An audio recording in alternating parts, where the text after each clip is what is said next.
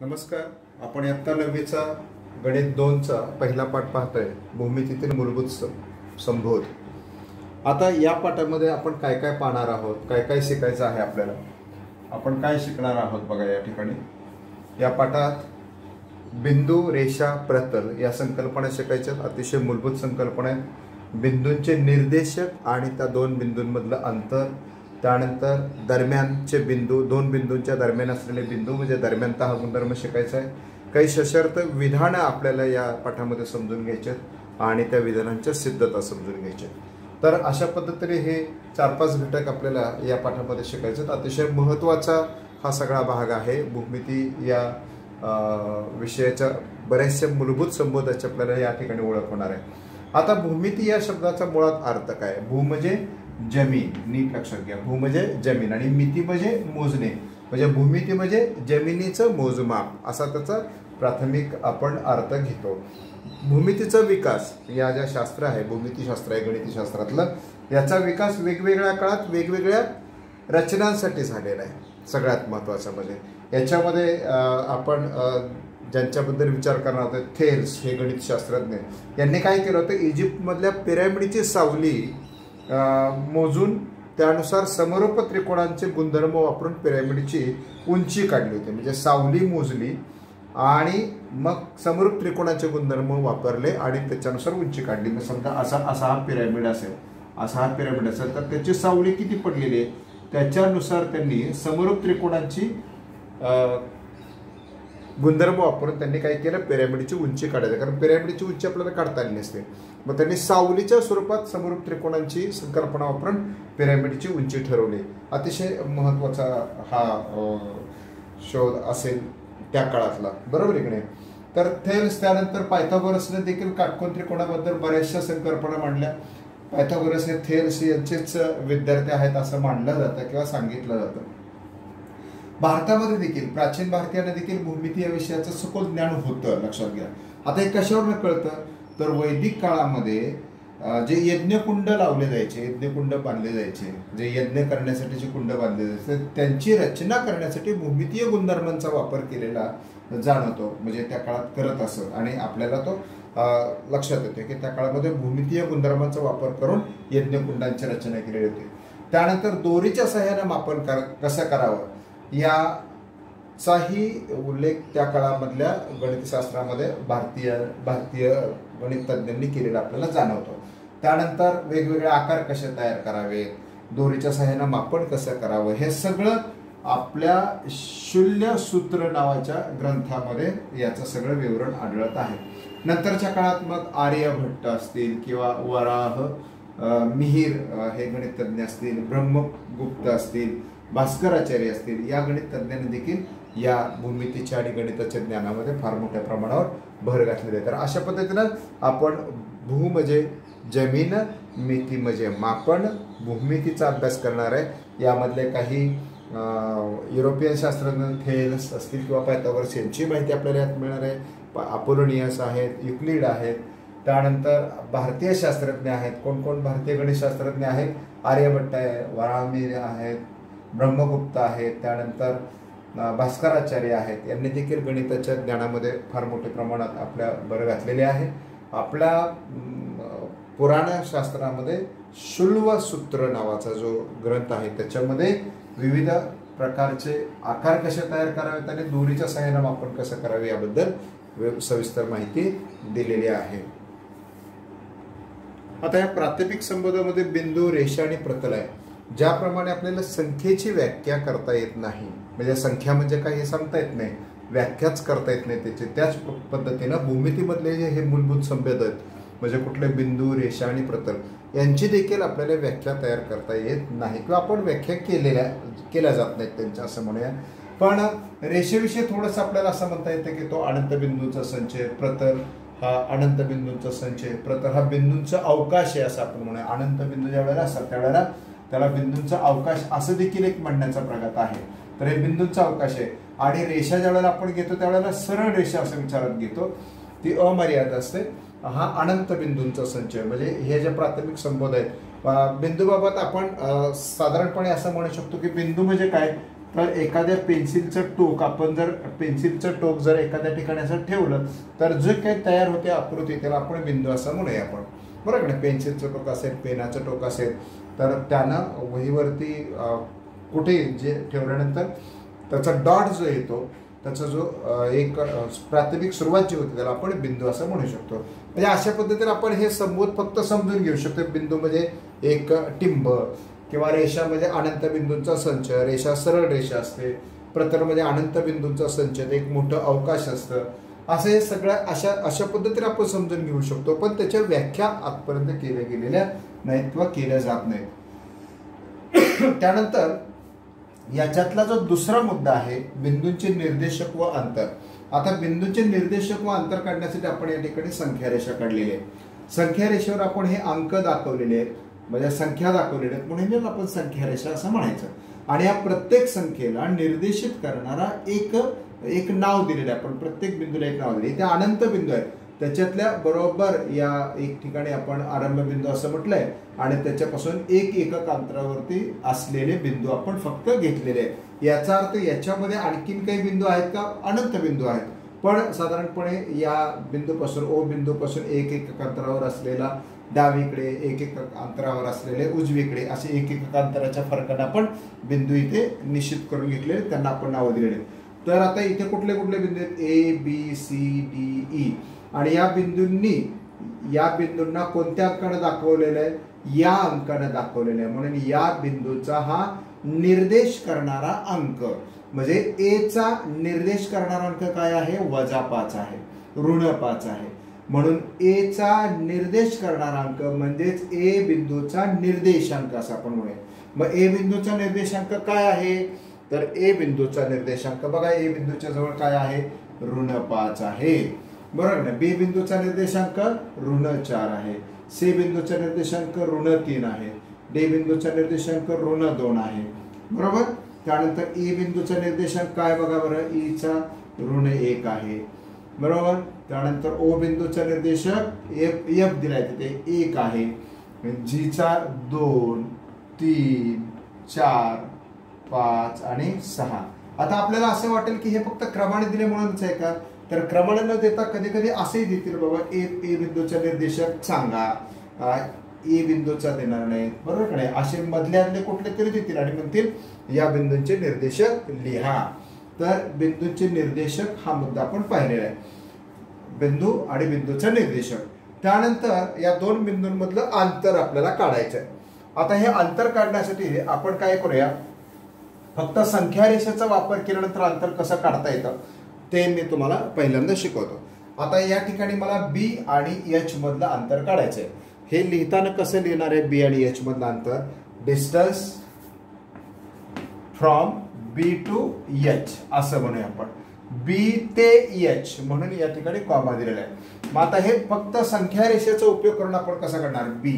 बी आणि एच यामध्ये बघा, आता इकडून मी मोजत येतोय, ही एकक घरं मोजणार आहे. 1 2 3 4 5 6 आणि 7, बरोबर आहे.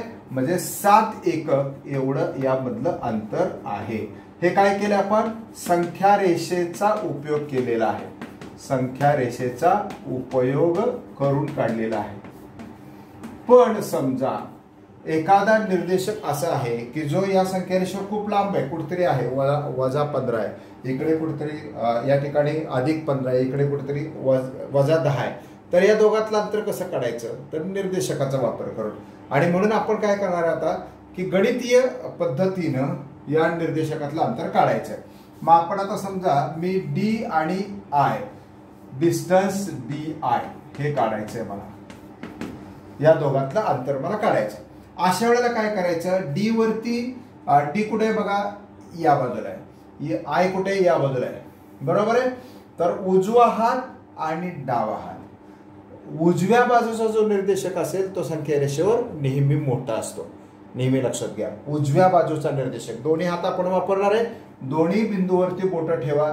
डी वर एक बोट ठेवलं, आय वर एक बोट ठेवलं, दोन्ही हाताची 2 वेगळी बोटं ठेवायची, बरोबर आहे की.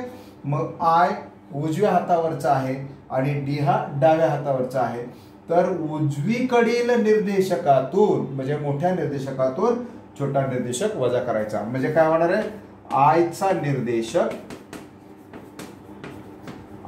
निर्देशक वजा डीचा निर्देशक असं आपण लिहिणार आहोत. आणि मग आयचा निर्देशक काय आहे बघा, आयचा निर्देशक आहे 4 वजा डीचा निर्देशक आहे -2, म्हणजे 4 अधिक 2 वजा वजा अधिक होणार म्हणजे 6 एकक. तर या दोघातलं अंतर किती आहे, distance of D to I, D आणि आय बिंदूंमधील अंतर बरोबर 6 एकक असं करता येईल. अजून एखादा भाग आपण याच्यातलाच बघूया. समजा मी इथे बी आणि के, distance from K to be, आता मी मुद्दाम इकडच्या इकडे लिहिलंय के टू बी असं लिहिलं.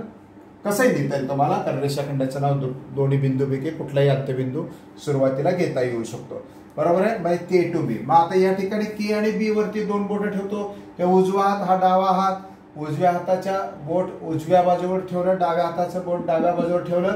आता कोण पलीकडे आहे, उजवीकडे कोण आहे, के आहे, म्हणजे केचा निर्देशक, केचा निर्देशांक किंवा निर्देशक वजा डावीकडे काय आहे, बीचा निर्देशक, बरोबर.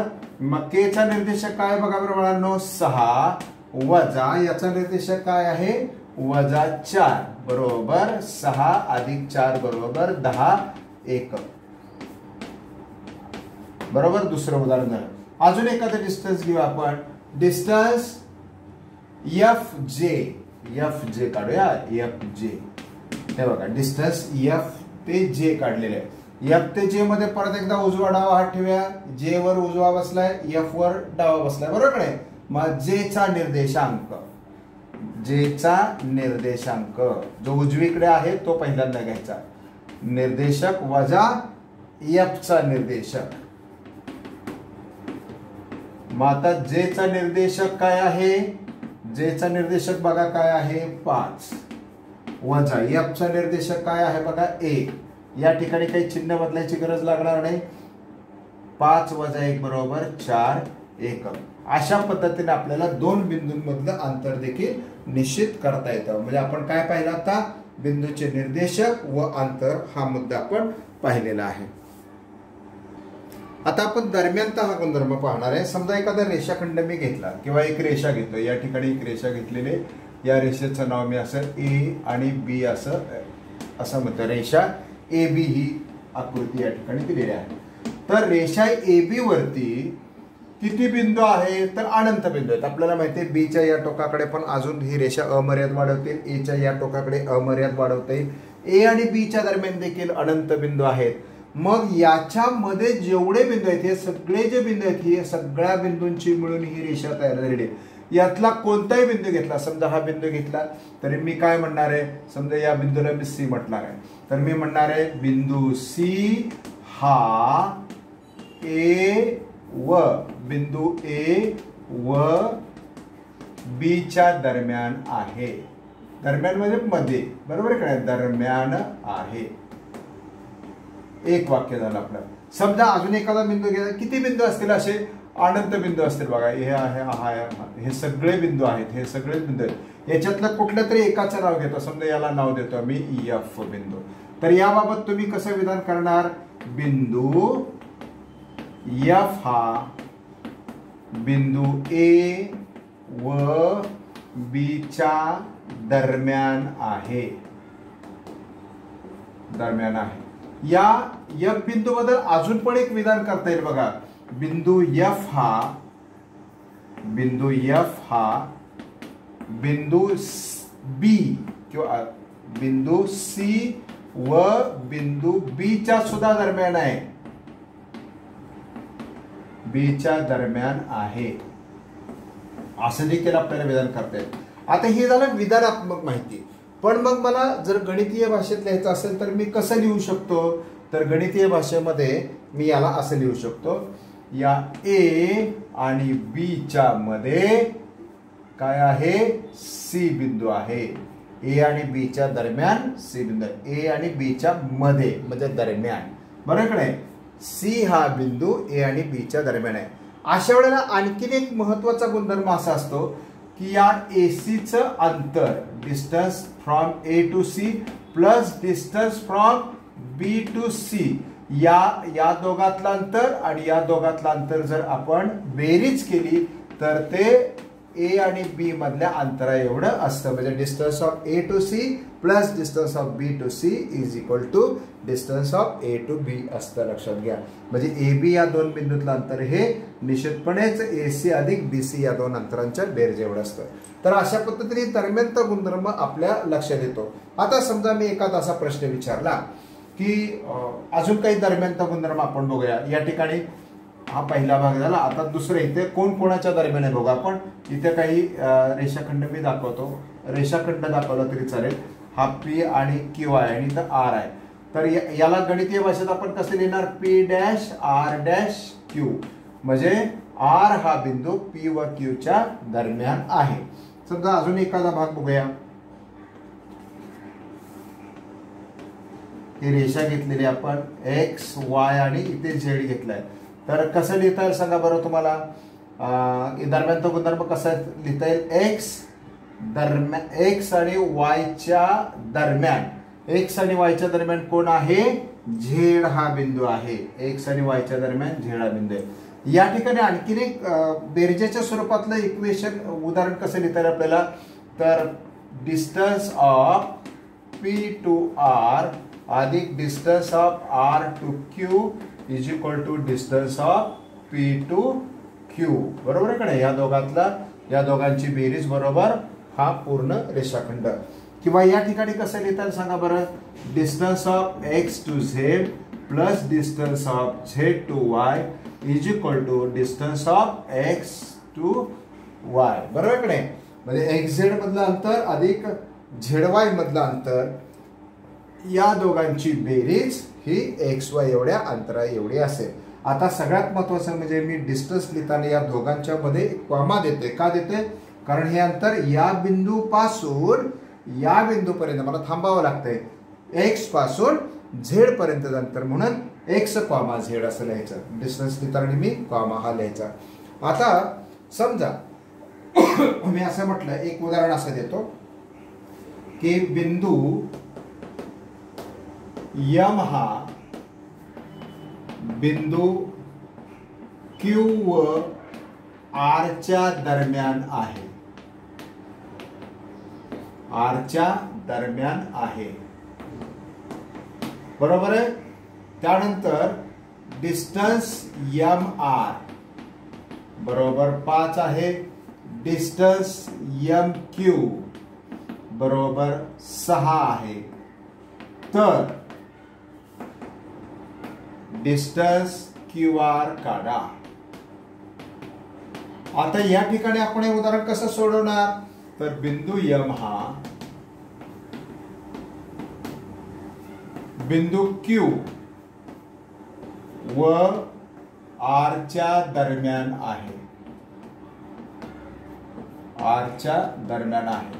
म्हणजेच काय होणार आहे, म्हणून डिस्टन्स क्यू ते यम बरोबर आहे अधिक डिस्टन्स यम ते आर बरोबर डिस्टन्स क्यू ते आर.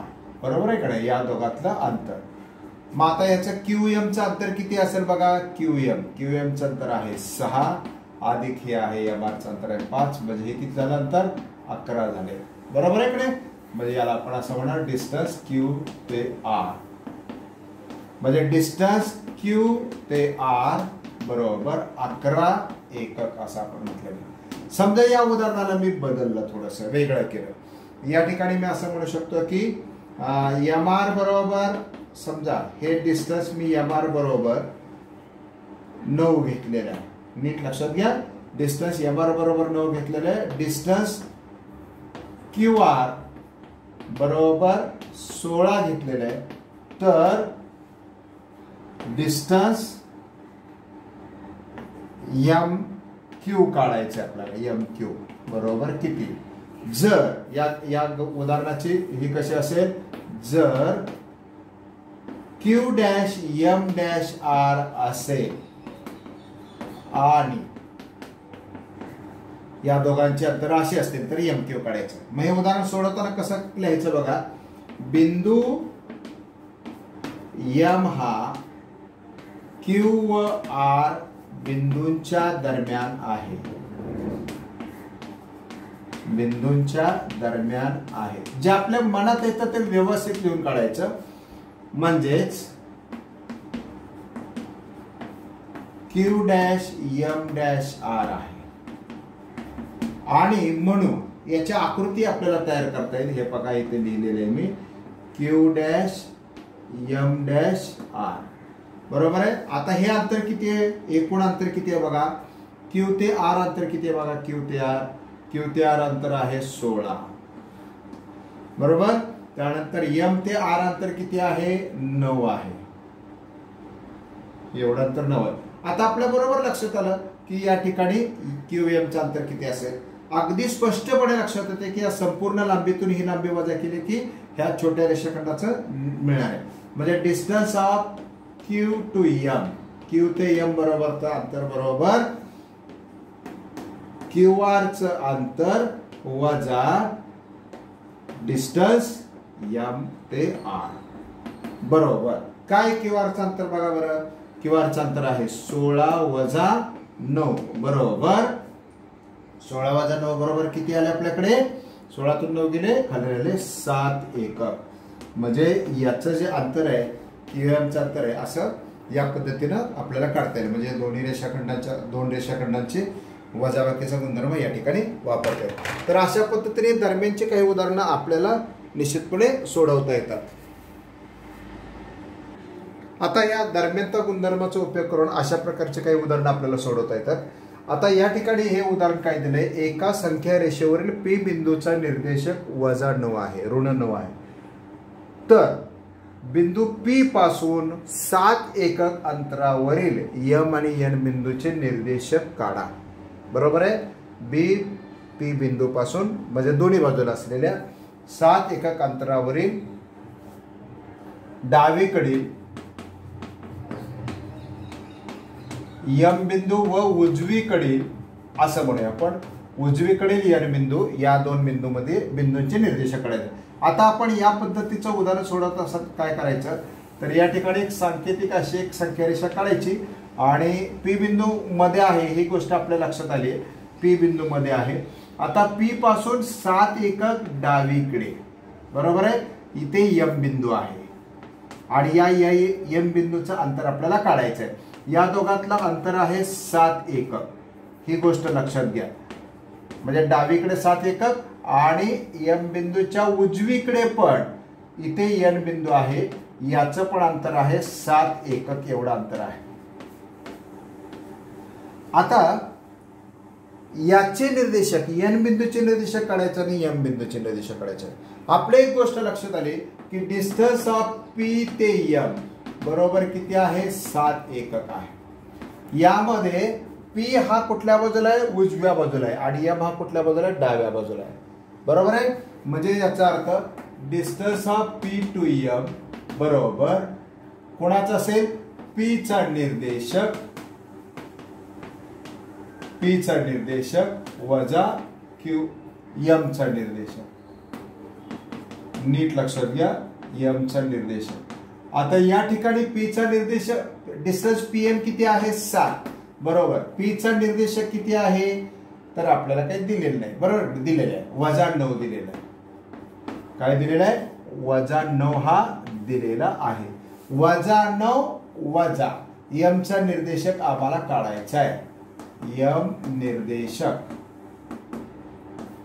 म्हणून 7. आता हे वजा 9 आपण इकडे घेऊ शकतो. 7 पण इकडे घेऊ शकतो आणि वजा एम चा निर्देशक इकडे आहे ना.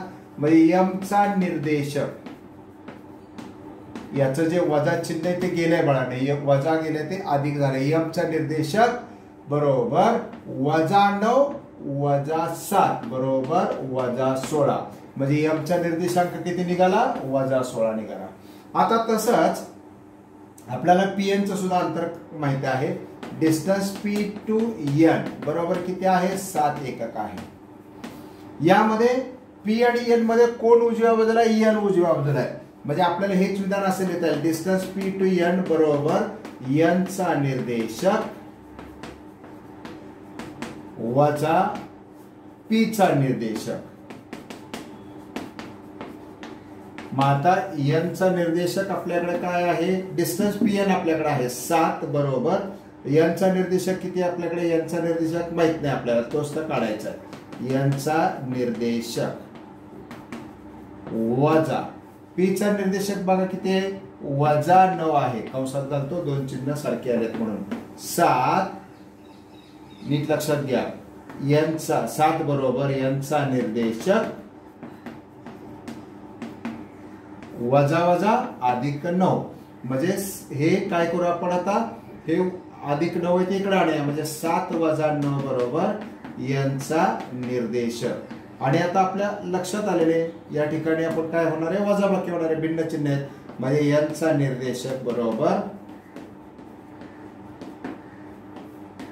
एन चा निर्देशक व 9 7 गेले, खाल्लेले 2 वजा 2 एवढे.